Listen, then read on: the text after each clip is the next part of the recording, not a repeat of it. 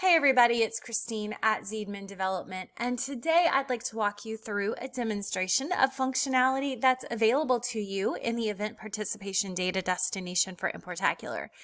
I really want to highlight the things that you can do in this destination that you may not be able to do easily with a Raiser's Edge import, and also things that just make this a bit unique. So we won't be doing a deep tutorial in all the specific pieces and how you would go about them, but we're going to look at what you can do and what makes this destination unique.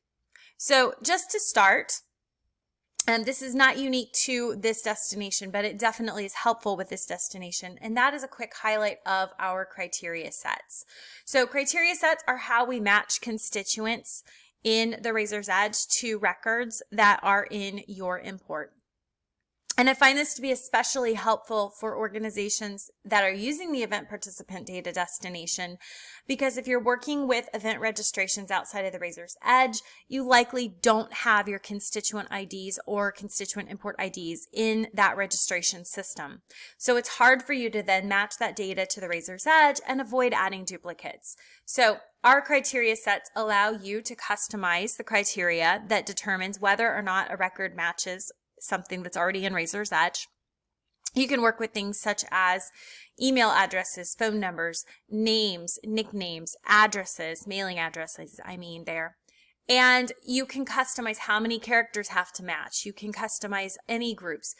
You could even use a query of last year's event registrants and use that as a way to help search. So tons of functionality, tons of customization, and definitely helps get those event registrations linked to the right person, helps you avoid creating duplicate records, and gives you a more instantaneous picture of donors and event participants so you can see the full picture right away without having to do a lot of merging or looking up ID numbers just to do an import. So great help there.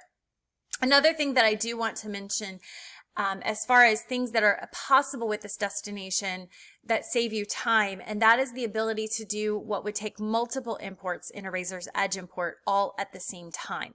So in my sample I have here, I have a constituent.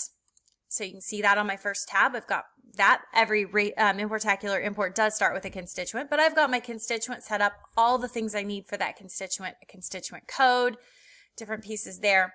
I've got their address, and then I've got their participation, and then I also have two GIFs. So I say all of that to say we can import all of this at the same time. So if I'm working in a Raiser's Edge import, I'm going to have to create specific import IDs.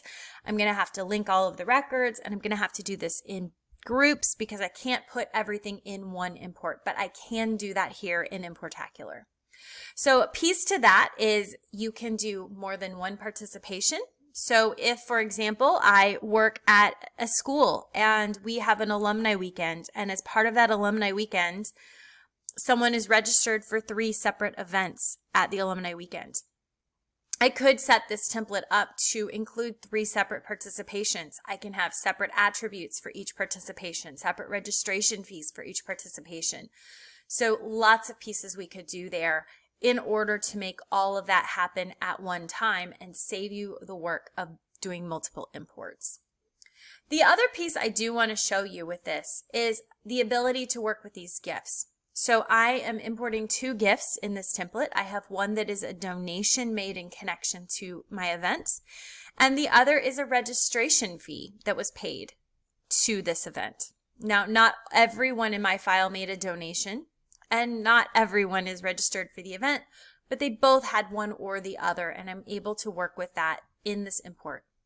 These GIFs are going to be imported into a batch, which is something you cannot do with a Raiser's Edge import. Raiser's Edge import, of course, imports directly into Raiser's Edge.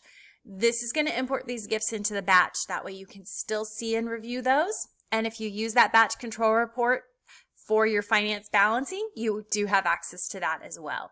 So I'm going to come back to my participants tab and just show you that those GIFs are linked. So you can see here I have my registration fee link, and that is set up here. You can see I've linked it with my gift that I called registration paid. I've got my amount set up, and I also have my donation set up linked. So those will be showing once I do this import and commit my batch, they will show on the event record without me needing to do any additional linking. I hope that this is helpful for you in getting an idea of all the things that you can do with the participant data destination. Of course, I know there's a lot of details we didn't walk through, such as how to set up each of these different areas. And I know there are many specific use case scenarios. So if you have specific questions, things that you need help determining if you can use this for, please don't hesitate to reach out to our team. We're always happy to help answer those questions and help you determine which of our tools will be useful for you. Thank you so much for joining me today, and I hope that you have a great day.